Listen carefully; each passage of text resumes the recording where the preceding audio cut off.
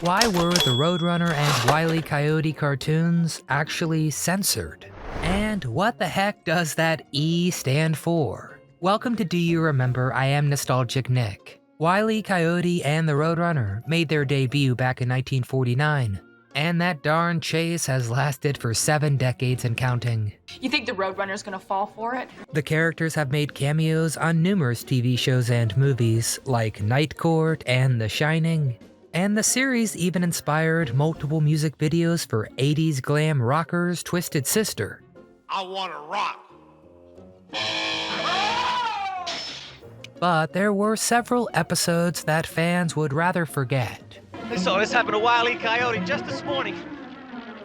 And when the duo transitioned from the movies to TV, the censors cut so deeply that many episodes no longer made sense. So today we're gonna tell you all about what was cut from those controversial Roadrunner cartoons. Before we begin, please hit that thumbs up icon to show our channel some support. And make sure you're subscribed so you never miss the latest episode. What is Wile E. Coyote's middle name? Our favorite carnivorous vulgaris was originally going to be named Don Coyote, as a tribute to the highly celebrated but punishingly long classic Don Quixote. However, they decided that Wile E was a much more descriptive name, and the initial was simply there to form a pun and did not actually stand for anything. But all that changed in 1975 in an issue of the Looney Tunes comics series Beep Beep the Roadrunner. The Coyote becomes so interested in learning his middle name that he asks relatives who might know. His uncle, Kraft E. Coyote, eventually reveals that they both share the middle name Ethelbert. The comic book writers never intended for the name to become official, but in both the Old West and the Cartooniverse, when the legend becomes fact, print the legend. Over 1,000 websites now report Ethelbert as the Coyote's middle name, and it was even a Final Jeopardy answer in 2007. The Rules of Engagement. In his autobiography, Chuck Amok, The Life and Times of an Animated Cartoonist, Chuck Jones claimed the cartoons adhered to some simple but strict rules, which director Amos Posner posted online in 2015. But Michael Maltese claimed he had never heard of that list of rules before and dismissed the tweet as, quote, a post-production observation. But post-production observation is our specialty here at Do You Remember, so we'll be discussing these rules in detail. Rule number 1, the Roadrunner cannot harm the Coyote except by going beep beep. However, he would often cause indirect harm by nudging loose boulders and leading the Coyote off the edge of a cliff. And I guess there was no apparent rule against him brandishing a revolver. Rule number 5 was the Roadrunner must stay on the road, otherwise, logically, he would not be called a Roadrunner. Rule number 6, all action must be confined to the natural environment of the two characters, the Southwest American desert. Well, both rules were broken on occasion, such as in Freeze Frame, when Wile pursues the Roadrunner onto a snowy summit.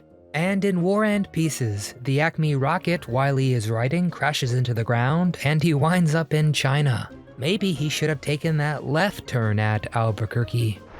Beep beep.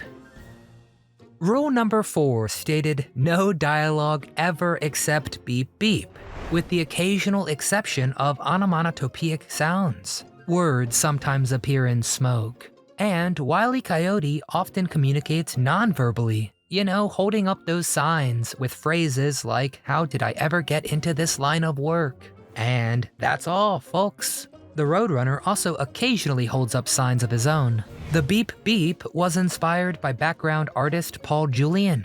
Julian was always in a hurry to go home at the end of a long day and imitated a car horn if anyone stood between him and the front door. Julian voiced the various recordings of the phrase, which have appeared in all of the original cartoons and spin-offs, but he's never received an on-screen credit. Huh, beep beep.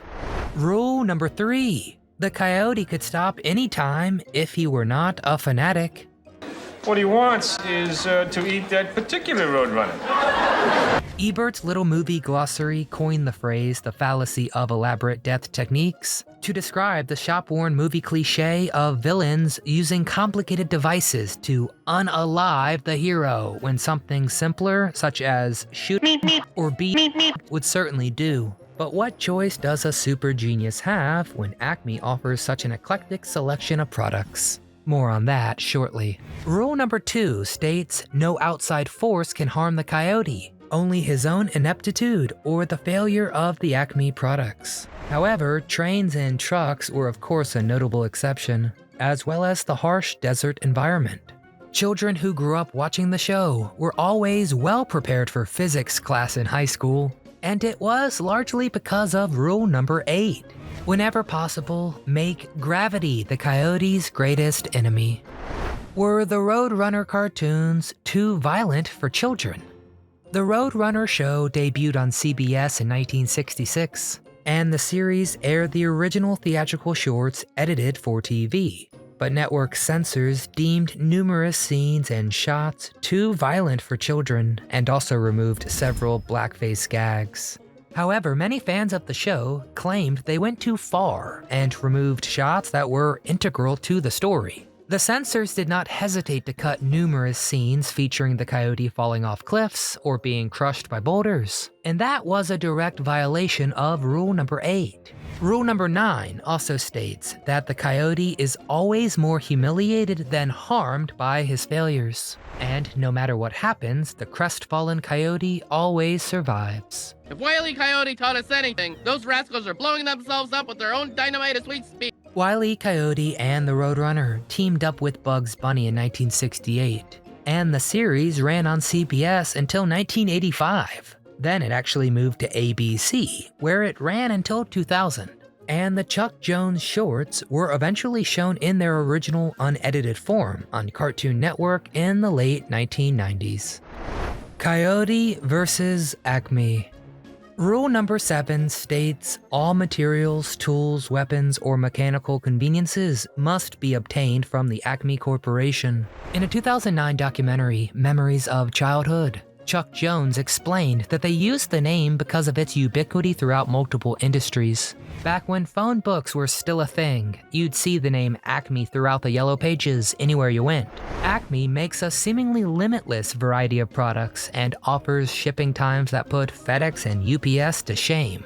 Unfortunately, their products have a 100% failure rate, and Wile E eventually decided enough was enough. In Coyote vs. Acme, he decided to take the company to court to get some richly deserved financial restitution.